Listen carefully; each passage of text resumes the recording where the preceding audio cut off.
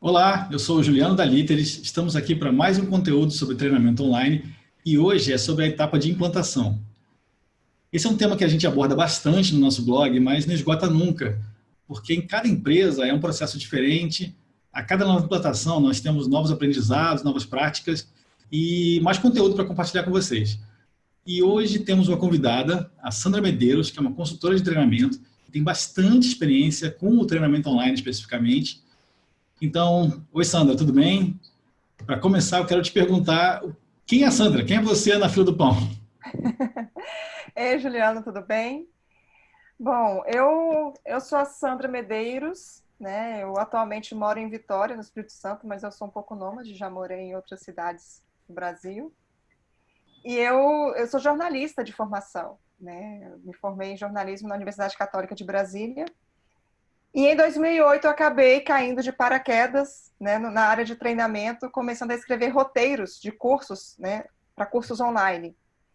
E eu me apaixonei, né? Eu fui fisgada pelo. Na época não se chamava tanto educação à distância, né? Eram treinamentos virtuais. E ainda era muito incipiente, né? Ainda era um terreno um pouco, né? Que as pessoas ainda, as empresas ainda estavam tateando um pouco. E aí eu acabei me especializando em recursos humanos, porque eram treinamentos, né? Então estava muito atrelado a desenvolvimento humano, profissional, a competências do colaborador, né? Então tinha muito esse jargão do RH que eu precisava aprender e eu acabei me especializando.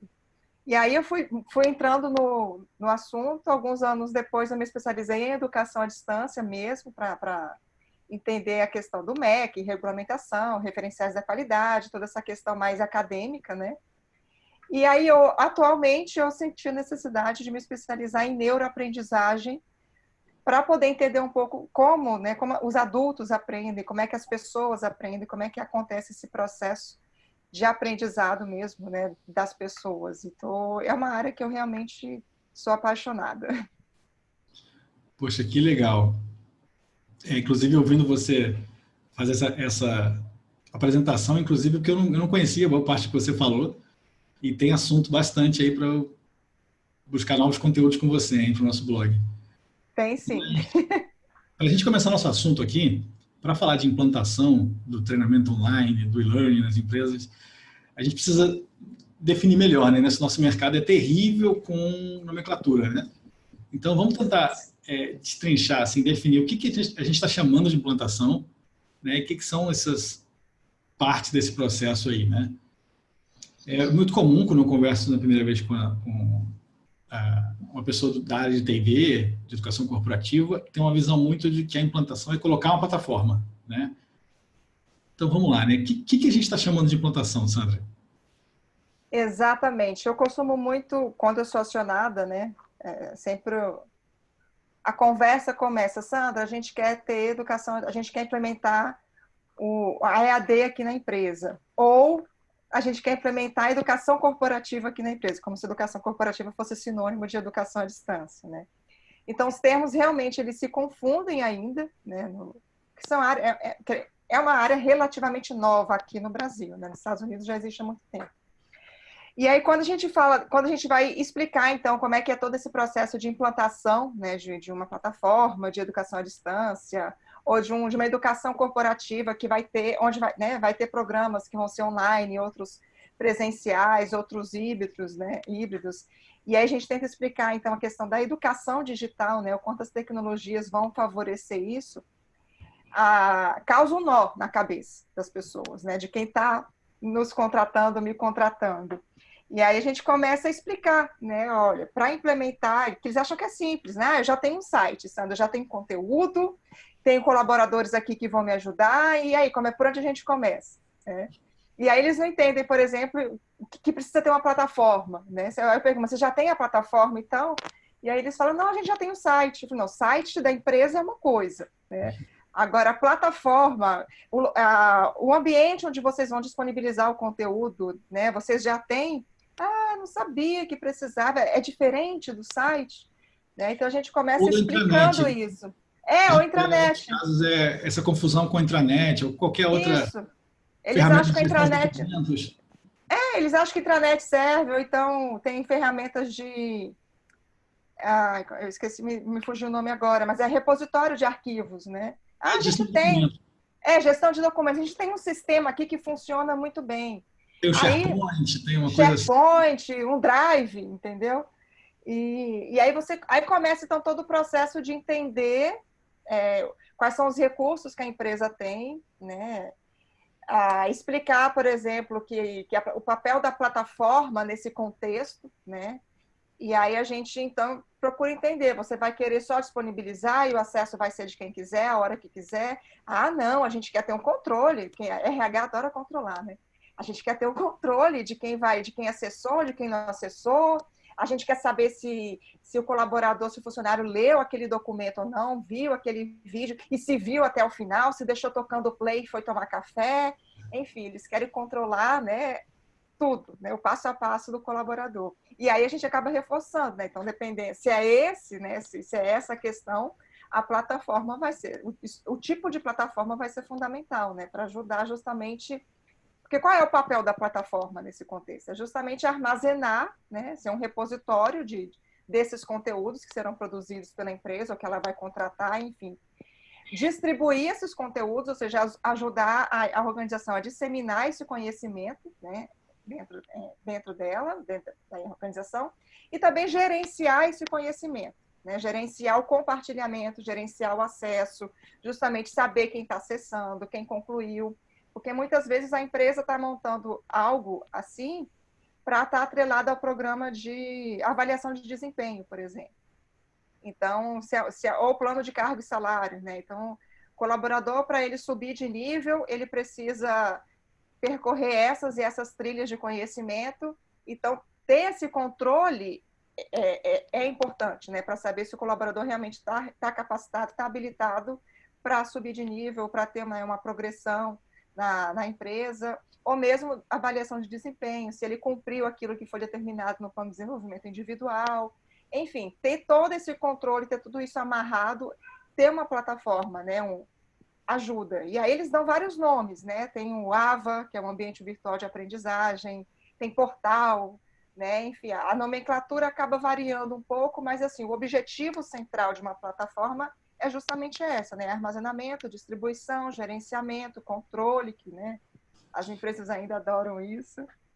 Mas assim, só para a gente fechar então, e a sigla que é mais aceita, digamos, é o LMS, né? Sim, o LMS, que acaba, né, o LMS é o Learning Management System, é o sistema de gerenciamento da aprendizagem. Né? Isso é uma plataforma, e aí as pessoas acabam usando sinônimos, né, para isso. E aí nós temos o LMS, aí agora tem o LXP, né, que aí é baseado na experiência de aprendizagem, enfim, já tem algumas nomenclaturas derivadas desse LMS. Legal. Pode até parecer um pouco complicado essas várias siglas, etc., que realmente confunde a gente, mas o ponto-chave é que é a plataforma onde vai armazenar, distribuir e gerenciar esse conteúdo, né? Que essas Exato. outras plataformas que a gente citou não vão conseguir fazer isso da forma que a área de treinamento, mesmo que não seja de recursos humanos, precisa ter, né? Bom, e aí então, e aí a implantação não é só da plataforma, né? Então a gente implanta também os processos de treinamento que vão acontecer através da plataforma, né? Exato, porque não se resume também só. Então tá. Então, Sandra, eu posso escolher a plataforma e está implementado o e-learning? Depende, né?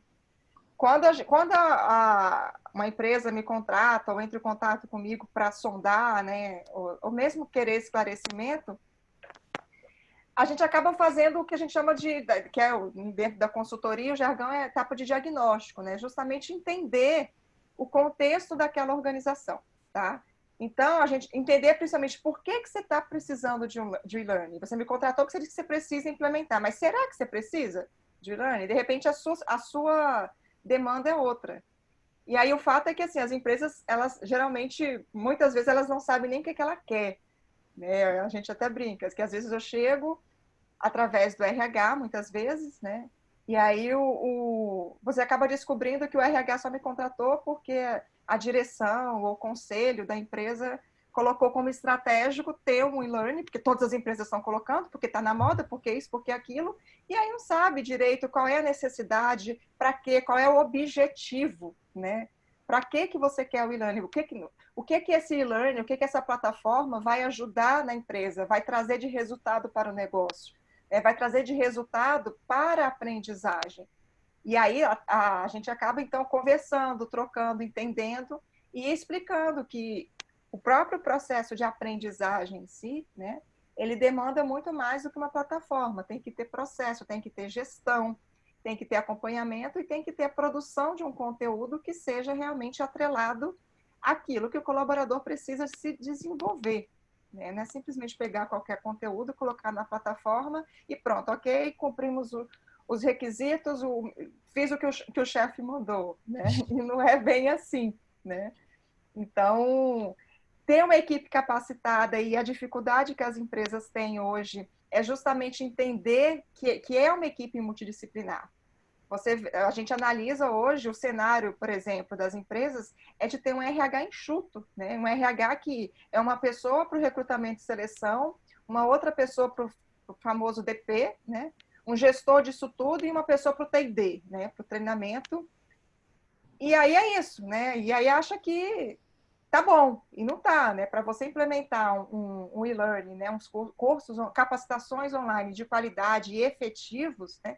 Você precisa ter uma pessoa que faça o desenho instrucional, né? Você precisa entender qual é a necessidade. Eu até falo, não falo nem LNP, né? Levantamento das necessidades de treinamento. Eu falo que é LNA, que é levantamento das necessidades de aprendizagem, né? O que a empresa precisa aprender? E o aprendizado como sinônimo de desempenho, né? O que a empresa precisa, qual o desempenho que a empresa espera dos seus funcionários, né? O funcionário da área X, como ele precisa, né, se desenvolver, como ele precisa desempenhar suas tarefas. Então, é esse levantamento de necessidade de aprendizagem daquele setor que precisa ser feito. Né? Então, tudo isso a gente tem que analisar para poder ter a escolha de uma plataforma assertiva, né, que atenda o objetivo da empresa, a necessidade da empresa, e ter um processo que seja implementado de forma realmente assertiva para atingir esses objetivos, para atingir esses resultados. É bem por aí. Você falou uma coisa que eu queria complementar, é porque a gente fala muito com o pessoal de RH, né? Mas aqui no nosso blog, aqui a gente recebe muita gente também da área de marketing, de vendas, pessoal de merchandising, coisas assim, que eu acho que essa questão de ser enxuto é maior ainda, né? Oh. Exatamente, porque não é um complemento à atividade do ponto de gestão do ponto de venda, o treinamento, né? Então, ainda essa questão de ser enxuto é maior ainda. Então, varia muito essas habilidades da equipe que vai gerenciar, né? Às vezes a gente tem 3, 4 pessoas para tocar um projeto e às vezes é uma pessoa só que joga em todas, né? Na gestão, na criação ali, precisa de muita ajuda. Bom, a gente acabou já entrando na próxima pergunta que eu ia fazer, que é tratar o que é necessário para a gente começar o projeto, né? Então, a gente já falou um pouquinho por alto do sistema e da equipe, né?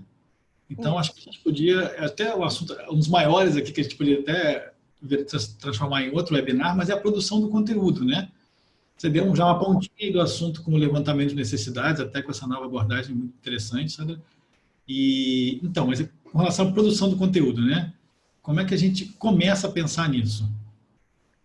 A produção do conteúdo, quando você está num processo realmente de levantamento, do diagnóstico, de análise contextual, né, do cliente, da empresa, é importante definir se vocês vão produzir esse conteúdo internamente, tá? E se for produzir internamente, quem vai produzir? Né? Quem vão ser os multiplicadores do conhecimento? Quem vão ser as pessoas que vão realmente transformar aquele conhecimento daqueles multiplicadores e formatar para colocar na plataforma? Ou se você simplesmente vai contratar isso de fora, porque hoje nós temos várias empresas, né, que prestam esse tipo de serviço. Tem conteúdos, inclusive conteúdos de catálogo, né, e que aí vende a licença, né, a empresa fica disponibilizando esses conteúdos. Mas a realidade... Pode falar.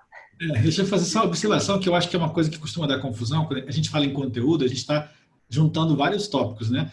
Porque imagina um conteúdo bem específico da organização, que não tenha no mercado, né? Que ela tem que criar específica.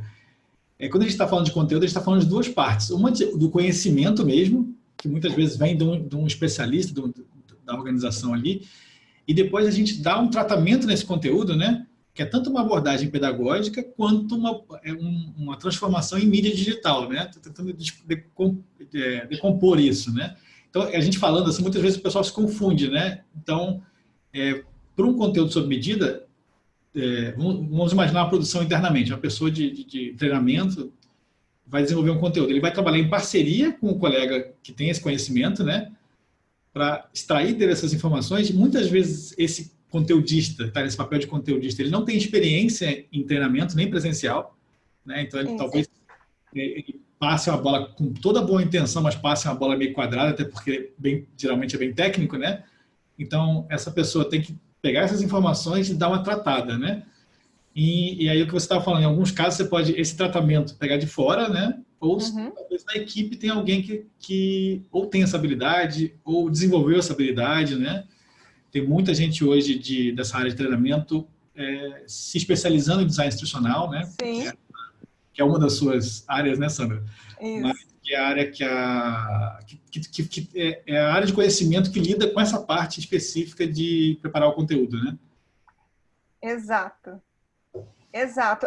A produção é justamente isso que você falou. Ou a empresa vai produzir tudo internamente, e aí tem pessoas para isso, ou ela vai montar, um exemplo, um programa multiplicadores, onde a empresa fornece as pessoas que vão fornecer o conteúdo bruto, digamos assim, as informações, né, o conhecimento, que vai se tornar explícito. E aí passa para uma empresa, então, formatar aquele conhecimento, né, digitalmente, para colocar na plataforma, para configurar aquele conhecimento em lições, né, em trilhas, dentro da plataforma. Tá? Então, tem esses dois formatos. Né? Tem empresas que trabalham misto, inclusive. Tem uma equipe que faz até uma parte, e aí tem uma consultoria externa que termina a outra parte. Entendeu? Mas a questão do conteúdo ela é fundamental até para saber, até para ajudar na disseminação disso dentro da empresa. Né? Sim, fez sentido. Então, a gente pegou o conteúdo, transformou ele numa mídia digital, né? Ele passou a ser uma coisa que é armazenável lá na nossa plataforma, né? E aí temos a plataforma, temos o conteúdo e a gestão do dia a dia. O que a gente faz, né? Porque não é só, o conteúdo está pronto, está lá na plataforma, está tudo certo. Não, tem a operacionalização, que é colocar os colaboradores, definir quem são os funcionários que vão fazer aquele treinamento ou não, né? Tirar, o funcionário foi mandado embora, tem que excluir da plataforma, tem funcionário novo na empresa, tem que colocar funcionário na plataforma, tem que criar o curso, né? Enfim, tem todo um trabalho operacional e de gestão da plataforma que também precisa ser feito e que muitas vezes não tem gente dentro da organização que faça isso. Como eu falei, a empresa não tem braço suficiente para gerenciar todo esse processo. E acaba, muitas vezes, também terceirizando isso, né? Colocando uma outra pessoa, uma outra empresa, um outro fornecedor, para fazer essa gestão da plataforma em si, né? Isso é muito específico da organização, né, Sandra? Porque, como eu estava pensando, tem uma organização que tem 4, 5 pessoas para lidar com treinamento, né? Então, geralmente, consegue até ter uma divisão de tarefas, uma especialização ali para lidar com isso, né? E quando tem organizações que é uma pessoa sozinha que tem que cuidar, e isso porque a gente não está nem citando aqui número de pessoas, né?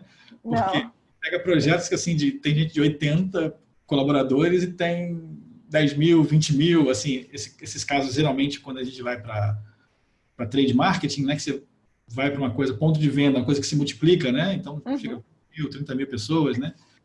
É claro que o nível de contato que você tem é diferente, mas precisa uma gestão, né? Precisa lidar com isso, analisar. Mais um item para colocar nessa lista que você falou é mesmo depois de ter matriculado o colaborador no treinamento, ele pode ter alguma dificuldade no processo, né? Até ele terminar. Então, a gente identificar o que se é uma dificuldade individual, se a gente vai só orientar aquela pessoa, ou se a gente pode refinar toda a nossa experiência ali, ou plataforma, ou conteúdo, ou os dois, para que outras pessoas não tenham aquela dificuldade e torne cada vez aquele processo, aquela jornada de aprendizado mais simples, né? Com menos arestas. Né? É o que a gente chama de ambientação, né? Muitas empresas ainda não têm né, os colaboradores, os funcionários não tem essa cultura do mindset digital. Tem empresas que têm funcionários que nunca fizeram um curso à distância, por exemplo, embora seja hoje em dia cada vez mais comum, né? Então tem que ter esse cuidado de, implementamos a plataforma, já temos cursos lá, já colocamos todos os colaboradores, está tudo certinho, mas você tem que garantir esse suporte técnico, né?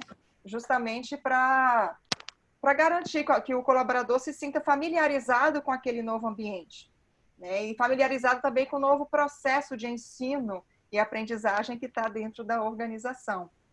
Então, tem que ter esse cuidado, sim. E você pode disponibilizar esse suporte, lógico, não só dentro da plataforma, né? Ter canais de apoio, tutoriais mostrando como fazer, como acessar, como, né, percorrer o conhecimento ali, mas tem que ter fora também, né? Porque muitas vezes a pessoa não vai conseguir nem entrar na plataforma. Se ela não consegue entrar, ela não vai ter acesso a todo esse suporte, a esses tutoriais. Então, tem que ter alguém realmente dedicado a ajudar e apoiar as pessoas, né, a aprenderem virtualmente. Isso é muito importante.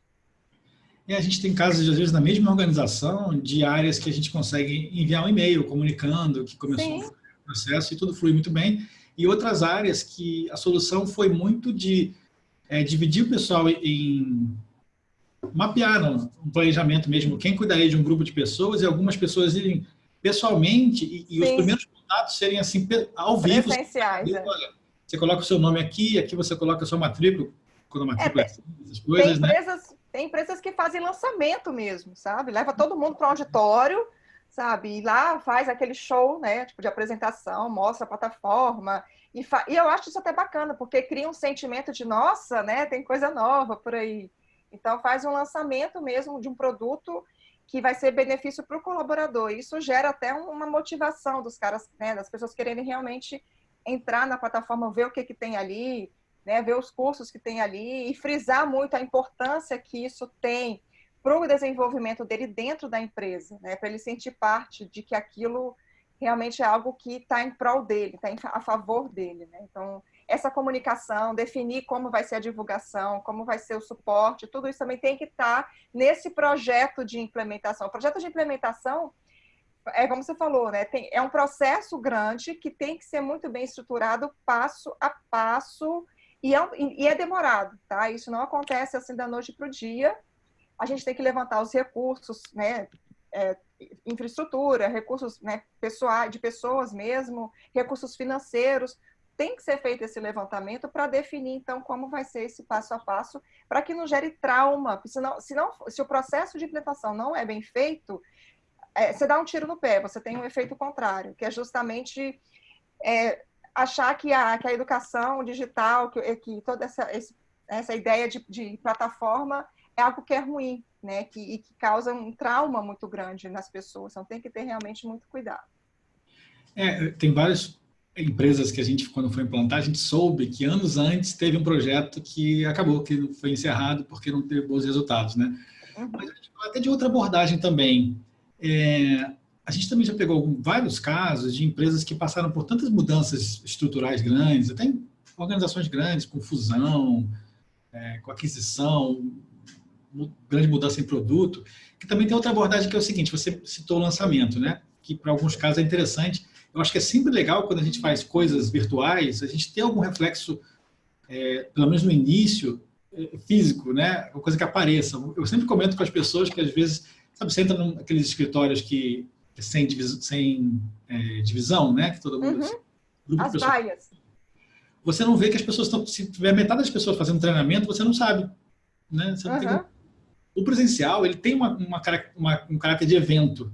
Às vezes até aquela bagunça, daquele trabalho que dá para fazer, ele tem um lado bom também de gerar esse sentimento que a empresa está agindo em alguma coisa. E o e-learning, muitas vezes, ele é meio invisível.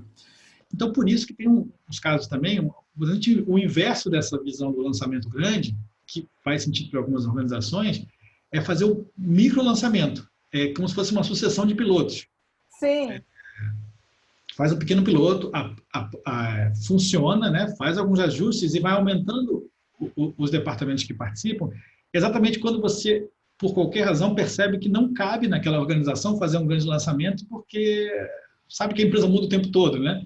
Uhum. Em 2019, começou um projeto com uma organização que que tem quatro equipamentos de turismo, né? Estava construindo um equipamento que tinha a capacidade de pessoas, o tamanho dos outros quatro. Então a empresa estava mudando completamente, estava contratando trocentas pessoas, ia dobrar. Teve um caso também com uma cooperativa também que estava dobrando a capacidade. Então, inclusive, o primeiro projeto era uma integração, mas não de novos, integração para como da empresa que adquiriu ia lidar com a mudança, né? Isso é legal. É difícil a gente conseguir fazer um plano tão detalhado em alguns casos, né? Aí tem essa outra abordagem, né? De fazer aos poucos para já ir vendo que a coisa vai mudar, né? É por isso que, assim, esse processo de implementação, e aí às vezes é bom ter alguém de fora fazendo, não é puxando sardinha para o lado da consultoria, não, tá? Mas é porque a pessoa que está de fora, ela tem um outro olhar da empresa. E nesse processo de fazer o diagnóstico, de fazer a análise, quem está de fora consegue realmente perceber qual é a necessidade e que tipo de lançamento vai ser mais adequado para não gerar esse efeito de trauma, sabe? De, nossa, vem esse negócio aí de educação à distância, e aí acaba gerando um trauma, e aí é um investimento que vai gerar prejuízo, né? Então, fazer pequenos pilotos, já fiz vários processos de implementação que foi assim, tem empresas que estão em pilotos até hoje, mais de um ano, faz pilotos e volta a piloto, justamente para dar essa sensação de que não, a gente está indo aos poucos, a gente não quer traumatizar você com essa mudança radical de forma de aprender e tal. E isso é bacana, e com isso eu percebo uma adesão dos colaboradores até chegar num ponto que até fala assim, ó, vamos dar um upgrade na plataforma, né? Vamos mudar um visual, e aí faz um lançamento depois, entendeu? E aí o colaborador tem a sensação de que é a mesma coisa, só que com uma outra cara. E aí tem a sensação de que eles estão com algo novo, né? E dá essa sensação de que a empresa está sempre inovando, sempre trazendo coisas novas. E não é, na prática não é, né? Na prática é só melhorias, processos de melhoria sendo implementado. Então, isso faz parte de todo o desenho de implementação, né? De todo o processo que a gente vai aplicar e vai ajudar as empresas a implementarem para não ser algo que vai ter o resultado inverso, né? Que é de prejuízo, que é de trauma, que é das pessoas tomarem ranço, né? Esse negócio de educação à distância, a minha empresa está com isso agora, que moda é essa? Eu nunca vi. Então, o objetivo não é esse. O objetivo é gerar engajamento, é gerar conexão, é gerar mobilização, é mostrar os benefícios que essa modalidade tem para o desenvolvimento daquela pessoa dentro da organização. Para a gente ir para o fechamento, eu queria ver se a gente levanta, então, pelo menos uma, assim, a maior dificuldade que a gente costuma ver, algum tipo de recomendação que a gente possa fechar aqui. Cada caso é um caso, né? A gente analisa, tem que fazer um diagnóstico, mas, assim, alguma coisa que a gente conseguisse falar que aplica, assim, para a maior parte das organizações, alguma recomendação para a gente fechar. As empresas, a maior dificuldade é entender esse processo de educação e educação digital, porque a educação hoje, de forma geral, ela mudou muito, né? A educação, hoje ela está digital, mesmo a educação na modalidade presencial, ela está digital, né? E as empresas não conseguem entender isso e acham que é tudo treinamento, mas, gente, treinamento é educação. Entendeu? Então, essa é a dificuldade que eu vejo muitas vezes, e é o entendimento e o esclarecimento que eu levo, é mostrar que você quer desenvolver os seus colaboradores, desenvolvimento é processo, desenvolvimento é educação. E educação, hoje em dia, ela não está mais da forma como é feita tradicionalmente. Então, até brinco, assim, busca os exemplos que você teve, os bons exemplos, as melhores práticas que você teve no seu processo de formação tradicional, né? Na escola, na universidade, na pós-graduação. O que é que funcionou? O que é que fez você realmente aprender ali? Qual foi a metodologia usada? Pega isso e traz para dentro da sua organização, porque a educação é a mesma coisa, entendeu? Então, metodologias ativas, né, as ferramentas que foram usadas na sala de aula tradicional, traz para dentro da organização, porque isso vai ajudar e às vezes vai ajudar até a economizar, né, em vez de ficar contratando profissionais, né, que o cara é bam em treinamento de vendas. Usa o que você tem dentro de casa e usando métodos de ensino que vão realmente gerar um aprendizado mais efetivo. Então, é essa dificuldade de entender isso que, para mim, é o que eu destaco como e que daria um outro webinar, com certeza. Com certeza, vou cobrar, hein? Aliás, de novo, você já deu uma listinha de tópicos aí nessa última fala. a gente pode puxar vários conteúdos aqui, aí. Bom, Sandra, queria te agradecer. Muito obrigado pelo seu tempo de participar aqui com a gente. A conversa foi fantástica. Está convidada, pré-convidada para a gente continuar, a falar mais de algum desses tópicos aí. Eu que agradeço a participação, o convite, me coloco à disposição para outros webinars, para outros esclarecimentos. E sabe que, né, eu e a Litres, a gente tem, né, uma parceria aí que é para sempre. Então, estou à disposição de vocês. Até mais. Pessoal, o contato da Sandra vai estar na postagem também, para facilitar contato com ela eventual. E é isso aí. Muito obrigado e até a próxima. Tchau.